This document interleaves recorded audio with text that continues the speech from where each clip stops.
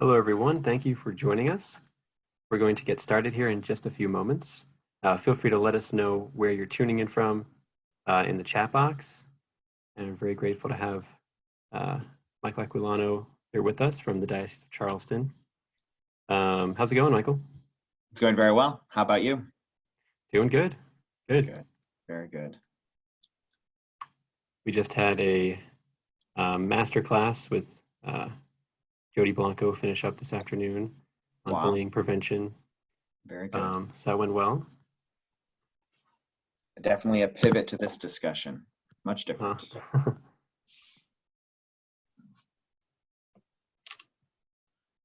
Few people in so far, so we'll just give it another minute or two. Let people join. Now, is there a way that I can see who's on? Just because I'm curious. Sure, down in participants, at the bottom. Oh, but I'm sharing the screen. Yeah, I can't look at that right now. Okay. Oh, there it is. Actually, if you hover over the... There you go. I see it. Thank you. The magic of Zoom. Yeah, I know. Well, I've never been in charge of a webinar. Look at that. Everything's been... First time for everything. Yeah, exactly. Just a few housekeeping items before we get going. If you have any questions or comments, feel free to let us know in the Q&A or the chat. If you have a particular question you'd like us to address, we encourage you to use the Q&A rather than the chat. Could be a little bit of a war zone in the chat box, so it's easier to keep track of things in the Q&A.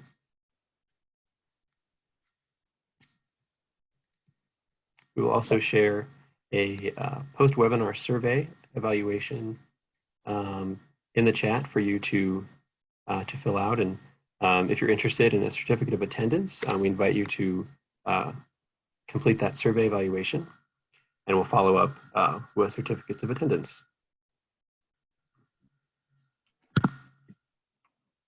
Great.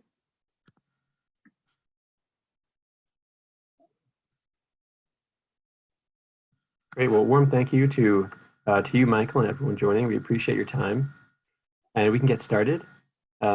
Just once again, thanks everyone for joining us. And we're very grateful to have Michael Acquilano here with us from the Diocese of Charleston in South Carolina, where he is an attorney there. So thank you, Michael, for joining us. My pleasure. Thank you for having me. I'm happy that people are actually interested in this issue. I know sometimes people want to stay away from advocacy issues. They assume politics are dirty, but I think, to quote Pope Francis, it's important that we get in there and we purify some of it, right?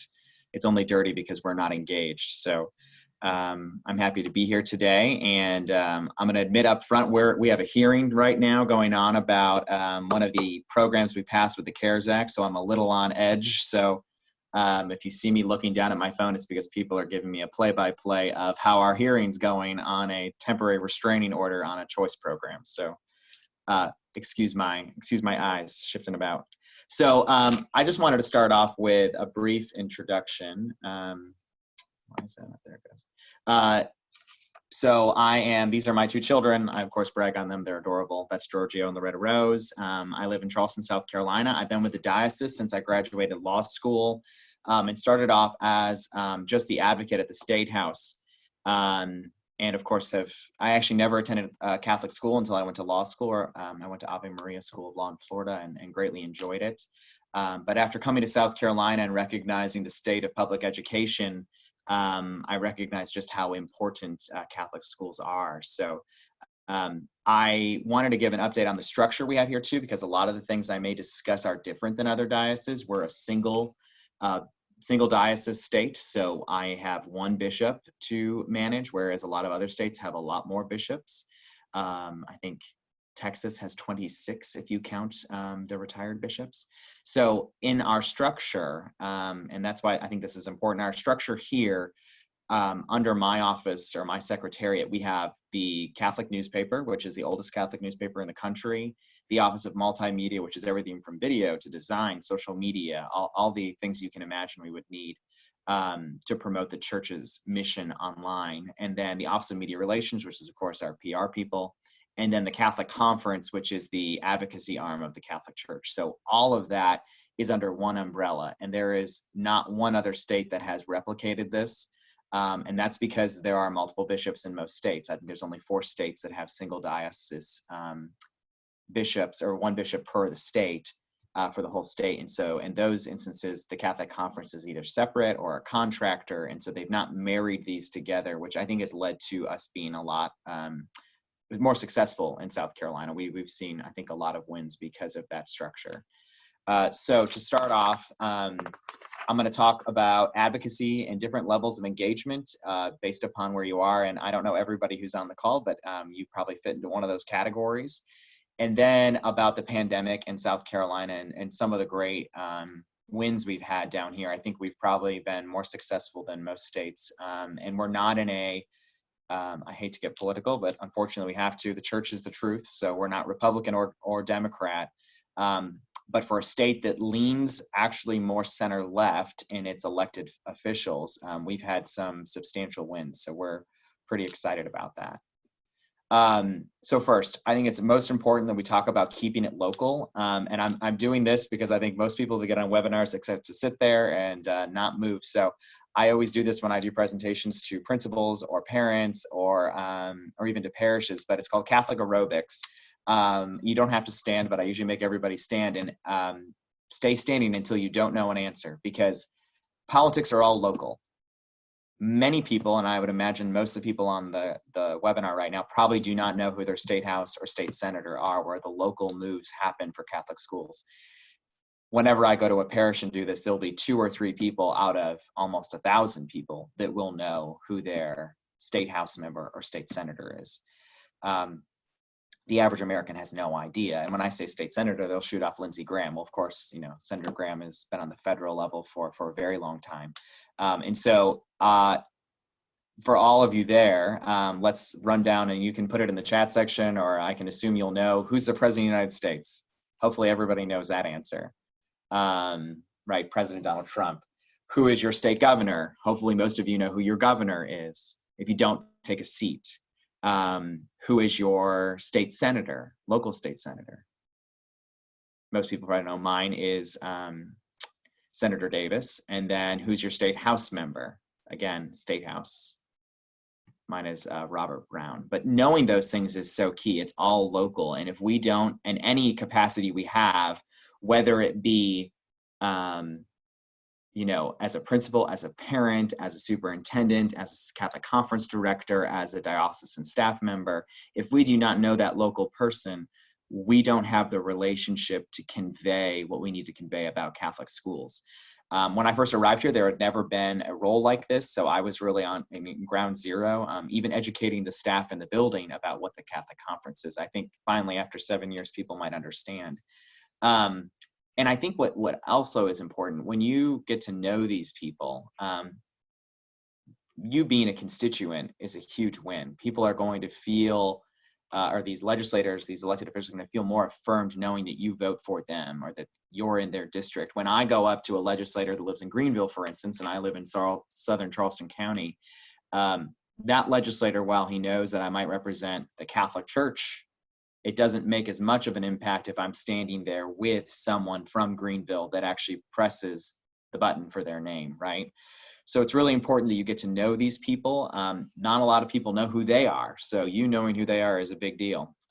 So relationship is so important, and evangelizing in that is also important. I think the work of our schools, the work of the church needs to be focused on evangelization. We are not a secular body. We are here to promote the teachings of the church and to be true to the faith. And when we're authentic, especially in the current culture, and I fall into the millennial bracket, unfortunately or fortunately, depending on who you are, we need to be authentic. And so meeting with a legislator or getting to know them on a personal level needs to be authentic. It can't be contrived. And when it's contrived, they know they're politicians, because they're sometimes, or more than sometimes, contrived. So we actually have something down here. I'd be happy to share this with you. It's called How to Talk About Your Faith So People Listen. I actually made this in response to my grandfather, who is a very devout Catholic. Love that man. Every Friday at noon, I am on his, I call him personally and chat with him. Very, very holy man that's been a great guide in my life. But he is so devoted and so devout that he's ineffective. He's not concise. He rambles on, and we can all think of those people, but we're not effective evangelizers, and especially with politicians when we're not doing it effectively. So this is the 7 steps, and I can share this as I said before. But so it's key that we're authentic and that we are, one, principled. We know Catholic schools are the best that's out there for children. I am very confident that most children could attend a Catholic school and come out better than in a public school or in other independent schools. We do a great job across the section, and we should remain principled in the fact that we know that to be true, that we teach the truth, and that we have a quality product. Point 2 is fight for people, not against things. So everything for us is about children, right? We're not fighting for private schools when it comes to a school choice discussion. We're fighting for children in poverty, special needs children. Point 3 is get joyful. How many times, especially today, my goodness, are we not joyful in advocating? Especially when it comes to a national election or statewide elections, people are not joyful at all. There's so much hate and anger in the world that if there was more joy coming from us on the Catholic side, we'd become far more effective. 4 is be the leader, and I think that's very key.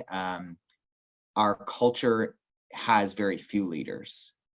We just saw a news report that came out in South Carolina yesterday, I believe, that we are the second highest, we have the second highest rate of single parent households. And those parents are, I can't even imagine. I'm married with 2 kids, as you saw, and I could not imagine trying to leave my house by myself without the help of my spouse. And without my wife, it would not get done. But we need to be leaders in education, leaders in the discussion, and leading people who feel like they have nothing else to join the conversation. We've seen number of families reach out to our schools in light of what's going on down here. Most of our public schools aren't opening.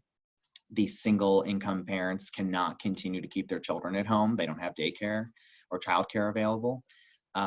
We need to be there to step up with them and lead these parents towards a discussion about how we help these parents continue to survive. Number 5, go where you're not welcome. This is, and it's a perfect story for this presentation. I think a lot of times we like to go where we're comfortable, right? So if you are a Catholic that finds yourself to be more liberal, or a Catholic that finds yourself to be more conservative, you'll tie yourself more closely to that side of the aisle. A little caveat there, we shouldn't do that. You should be Catholic first in neither one of those. But we typically go where we're attracted to, where we feel more comfortable with. But the real win is when we go somewhere authentically and speak to someone authentically, even though we may not feel welcome. And that's where the win is. And I'm going to give an example of this. My first year at the State House, so I was only 24, very young, and was hired by the bishop to go up to the State House and advocate. And, certainly did not feel like I was qualified at the time, and probably wasn't. And went up to a woman who I overheard the conversation. She was bashing the Catholic Church over the sex abuse scandal, and that we should not be recipients of any funds to assist special needs children in going to our Catholic schools, because we weren't qualified. We were too busy, committing heinous crimes. It was a very, very dark conversation, very, very dark. And so after she had finished, I waited and tried to become a Southern gentleman, because I'm definitely from New York and not from Charleston. But I went up to her and introduced myself. And out of that conversation blossomed a friendship and she came back to the church 2 years later. And I am the godfather of her child, which is insane, because I did not anticipate that. But I went up to someone where I certainly wasn't welcome and bridged the gap to her, because she was just piling on based upon anger or whatever else was going on with her that day. But we need to do more of that. We need to be willing to encounter, to dialogue. I know that's a big word of our local bishop, Bishop Guglielmoni, who says dialogue is key to us winning people over to the truth. We have to be willing to talk to people that we generally wouldn't want to on a day-to-day basis. Point 6, say it concisely. I know that's very hard for my grandfather, which was probably point 1 when I was designing this based upon him, because he's not very concise.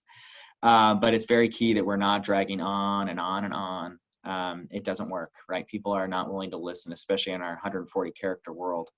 And then 7, the old way isn't working, right? So the way we've talked about choice in many areas is not working. The way we talk about Catholic schools necessarily isn't always working either, because we don't have a lot of schools are struggling when it comes to development, when it's coming to recruitment, and even when it's coming to these advocacy issues like school choice. The way we've been doing it hasn't been as effective. We haven't seen a school choice program pass in a state since I think 2018 that survived. Tennessee, of course, passed, but then was lost in the courts. So we need to try different things and be willing to pivot and do things more effectively. So I think the point of this is to meet people where they are, to meet with these legislators and invite them into a relationship with you, and something that is authentic, right? You have an authentic desire to convey that Catholic schools are important, and that you want a relationship with them, not to ask for anything, right? We're not here to ask. We're here to tell them a story, and to tell them the love story of what we do for our children, right? How much we care for them, that we're willing to discount tuition by 80% in some circumstances, or even more. I know we have some schools where families pay $50 a month, and the cost to educate is somewhere north of $10,000. We don't do that because it's profitable. We do that because we have a care and love for the individual child, and we're willing to sacrifice salaries, nice facilities, and other things to make this happen, because we know that child will blossom in our care. So all of you, Catholic aerobics, if you had to sit down because you didn't know your state house or state senator member, do go Google that. If you live in South Carolina, you can go to scstatehouse.gov and click on who is my South Carolina legislator. It'll tell you in 5 seconds. So if you're in a diocesan leadership role, or if you work for a Catholic conference, you probably have this down packed, but I did want to go through some suggestions. It is really important that if you are in a leadership position within the diocese or within the Catholic conference, of course, that you're having regular contact with legislative, executive, and other key departments of the government. COVID forced a lot of relationships to come into action real quick. And it was because, at least here in South Carolina, that there was a relationship previous to COVID with many of the legislative, executive, and other key departments of the government, that we were able to accomplish so much. And so having regular contact that isn't, again, contrived, I need something. It's more about, oh, I'd like to get to know you. We have a common goal here, education, or a common goal of, building up the schools in South Carolina, or whatever it may be. And then, of course, with Catholic Conference being the one calling the shots, I think it's really important that you have one entity calling the shots on how this gets done, focusing on key districts and key demographics. We have what people would imagine to be a Republican majority in both chambers, which is true in some ways. But many of the Republicans in the Senate are Democrats that switched parties during that phenomenon of the 80s and 90s. And so those leaders are in key districts now. They're in very powerful positions. And we need to focus on those districts because they have not been favorable to choice. And so getting our diocesan leadership, myself and other key people in state government in a room frequently for just discussion, nothing to ask of them, is really important. And it's good to build the relationship, to have trust and credibility, so that when you do need something, when a pandemic hits, there's enough trust and enough credibility that discussion can come from a place of sincerity and not seeming like you're trying to pull something over on them or get something from them.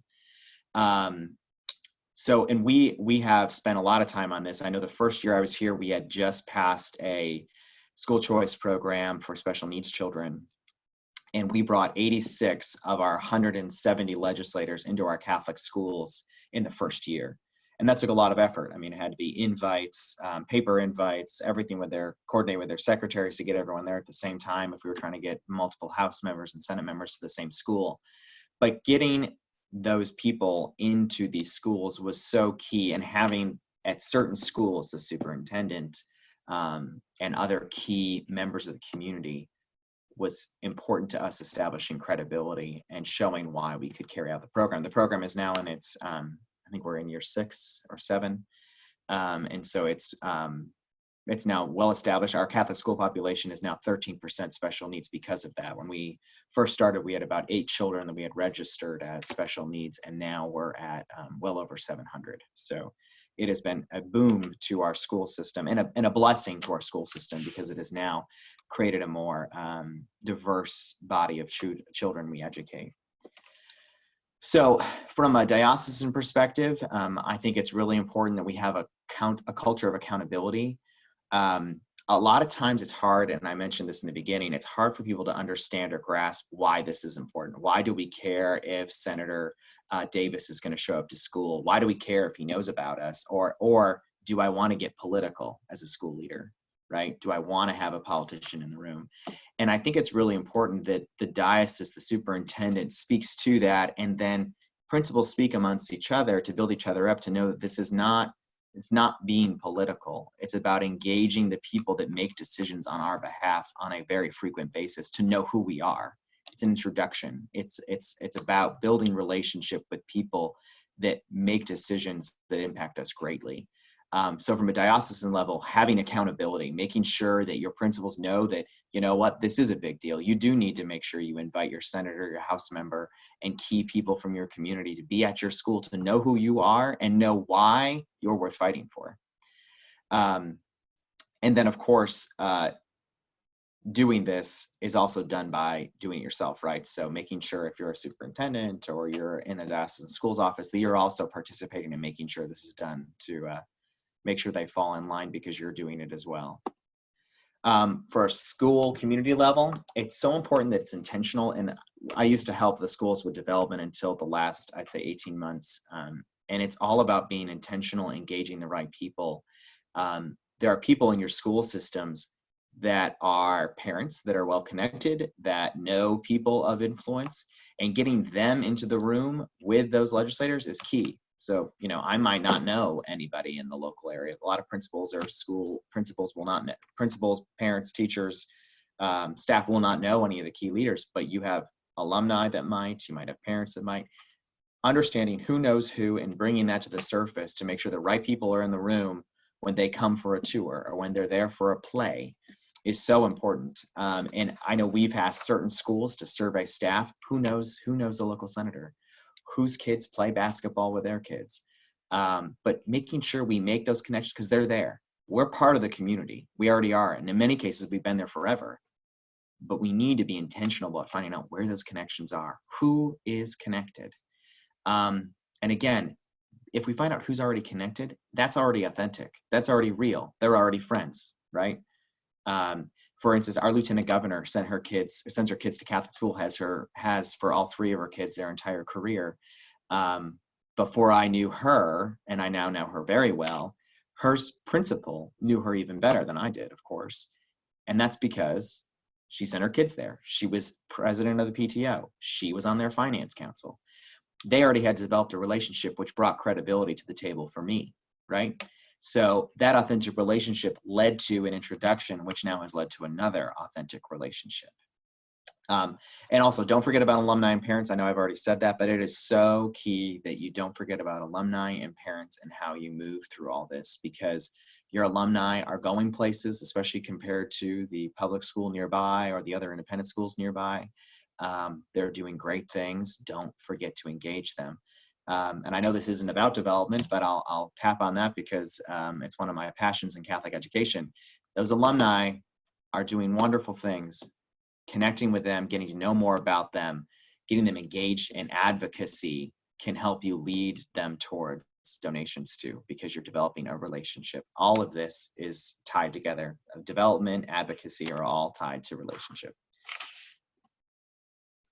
So, of course, and I already said some of this, make sure you thank them, get them to schools for events, just for a tour, have a student give a tour too. If it's a child that's old enough, if your school is a high school, have a student do it. It has a higher impact. We built a new school in Columbia 4 years ago, I believe, Cardinal Newman. It's a 70-year-old school. And I still remember my tour with Katie. Can't remember her last name, but Katie was a young girl. She gave me a tour. It was wonderful. She did a great job. If I had had the tour with the principal, I probably would have remembered the conversation I had, or maybe not at all. but because a student did it, I have a memory of it. So let the students give a tour. Thank your legislators, give them an award, maybe they're engaged, maybe they're not. Have them come in on Flag Day or whatever day you might have where there's a celebration, to have them give a talk about why public services are important. Invite them to graduations. We always go around to our high schools. We don't have many. We only have 6 high schools in the state. But I always offer a list of elected officials that would be open to providing graduation comments, even if they're very brief, or step up ceremonies, right? So if the kid goes from 8th grade to 9th grade.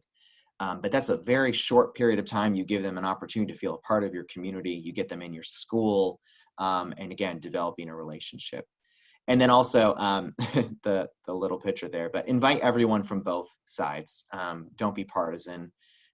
Be sure that the Republican and Democrat from the area are both invited in, or maybe you just have Democrats, or maybe you just have Republicans, but make sure you invite everyone. They do notice who is there and who is not there. So it's key that you keep it very nonpartisan. So in South Carolina, I have these be not afraid, seize the moment. It's all of these relationships are so important because they bring, in a moment of crisis like COVID has been, it was every relationship that existed that needed to be employed. It was kind of divine how it came into effect down here, and I'm stunned by it still because we've been so successful. But don't be afraid to seize moments. If you've developed a relationship, don't be afraid to ask for things. This even goes for donations. We just received a $5 million gift this morning because we were willing to seize the moment on a Catholic school. And this gentleman had just sold a company, and we called him up, and he confirmed this morning with me that he's giving us $5 million. But we were not afraid to ask for a large number in the midst of a pandemic, because we felt that there was enough relationship there and that he had the means. So we did that with relationships throughout this pandemic. I was appointed to Accelerate SC, which was, and this is where I'll run through the Catholic school side in South Carolina. I was appointed to Accelerate SC, which was the governor, his response to COVID. How was the state going to respond to COVID-19 and how the CARES Act money was spent? So my first ask was to get on that committee because I knew that there were funds to be had and that our schools were suffering greatly. I'm sure everyone on this webinar could speak to the losses that your schools have sustained in your state or in your local community. Ours were tragic, and we still have some that are pretty dire. We have some schools that are 25 kids or so, and it's just hard to make that work. So when I was appointed to that, I was then invited to all these meetings that discussed the allocation of funds, where, of course, all of the governor's favorite top picks for the state were there and discussing how to spend the $1.9 billion we received. And lucky for us, relationships around the table were already in place. We knew the legislators that were appointed there. There were several Catholics that are prominent in the community that made it to the table. And so when we got to discussing the funding, I was a familiar face. The institution was familiar. And a lot of them had already been to a school, or in some cases, some of the people actually sent their kids to our schools, which was great. So the first bucket is ESSER funding, which is so controversial nationally right now, Lord have mercy. And we have a superintendent who is a former Democrat, who's now a Republican, but mostly for political purposes. She's wonderful, God love her. She's a very sweet lady, former music teacher. And she was at all those meetings with the governor, and through sidebar conversations before ESSER was even out, all the guidance, we had conversations about how much this was impacting our schools. And she has such a heart for the child. Our focus was on the child, and her staff has been wonderful.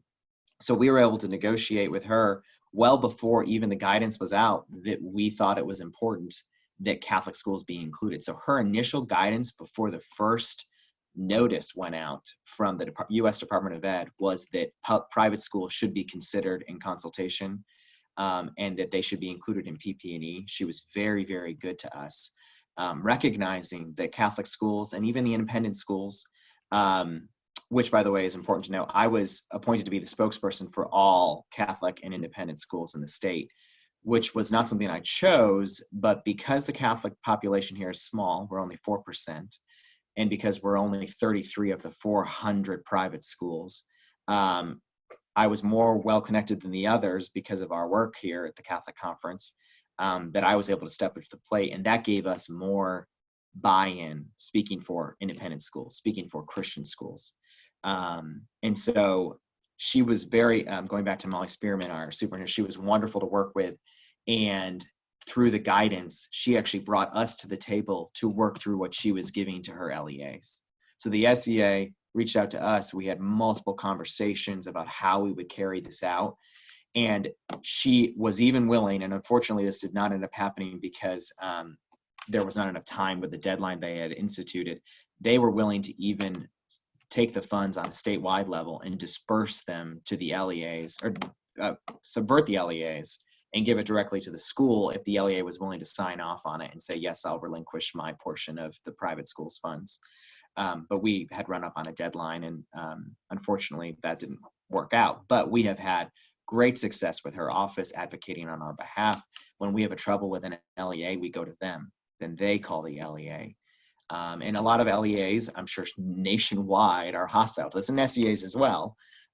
But she has been a great advocate for us, ensuring that, especially in our schools that are in poor districts where our schools are struggling, that they're able to get some equitable services. So that's been a wonderful development, and the relationship existed previous to this, and we've sat on opposite sides of issues. They, of course, oppose any educational choice that we ever are promoting, which is frequently down here.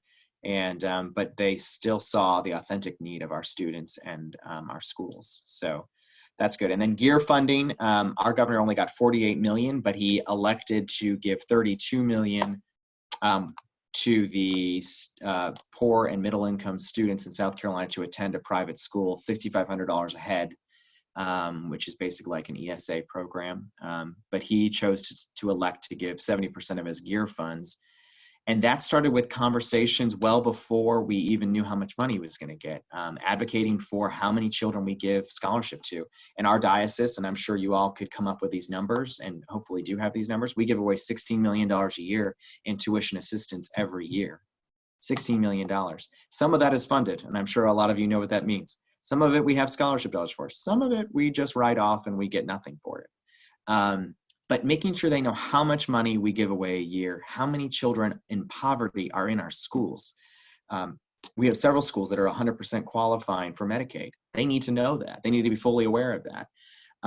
So through all of this, we were able to help work with them. Our initial ask was only for $5 million. And as the conversation grew, we seized the moment, and it got even higher and higher and higher. And I would not be surprised if we see a higher number come down the pike shortly. And since there's only 12 of you on here, I'm not worried about saying that. But we definitely have developed a strong enough relationship with his staff that we're able to discuss the needs of our schools and of the kids that attend, and they're willing to listen and respond. So gear funding has gone well, except for the hearing we have today. There was a temporary injunction put on it because the head of the teachers union is not very happy with us, as you can imagine. So, but they sued us based upon Blaine, which is kind of hysterical in light of the Supreme Court case that just came down a couple of weeks ago. So in addition to that, we also, the governor and legislature have about 143 million in other discretionary funding, which we are presently discussing. They go back in September. And the governor, leading on the gear funding, has given more charge to the speaker and majority leaders in both of our houses, or both of our chambers rather, to look at other ways to support the Catholic schools, and not just Catholic, independent schools. And so having those legislators in our schools over the course of the last 7 years, them seeing us working with the Department of Ed so well, and then of course the governor making a strong stand for the poor and middle class students, we've now seen openings with other elected officials about how we spend the other discretionary funds. So we'll see how that goes. Of course, that'll be September, but to date, we've seen almost all of our schools have received their equitable portion of ESSER funding. We're seeing a $32 million boost from the governor's gear funding that'll go towards 5,000 students in non-public schools, and then hopefully some discretionary funding for other needs of the Catholic schools. So that is what happened in our state. But again, it's all about relationship and getting to know people. And hopefully that's a good overview. And so I'm going to actually, that's the end of what I had to share. So I'll open up to Q&A for anybody there that has anything to ask or share. Great. Thank you so much, Michael, for coming on today and sharing your expertise, your experience with us. If anyone has any questions, feel free to throw them in to the Q&A box or leave a comment in the chat. We'll be sharing a link to the post-session evaluation in a moment. Once again, thanks for joining us.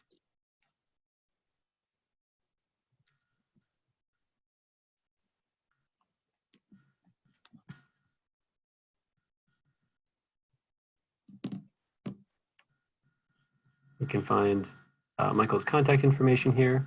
Do you have any final thoughts, Michael, before we sort of head towards closing? Yeah, just I'd say get engaged. It's a perfect time for us to stand up. Our schools are seeing upticked enrollment, I think, in many parts of the nation because public schools aren't opening. So get engaged now with your people, and don't forget that it's all local, and get engaged with your local House and Senate member because your voice matters. It's not as there aren't as many people out there that know their senator as should, so you knowing it would make a big difference.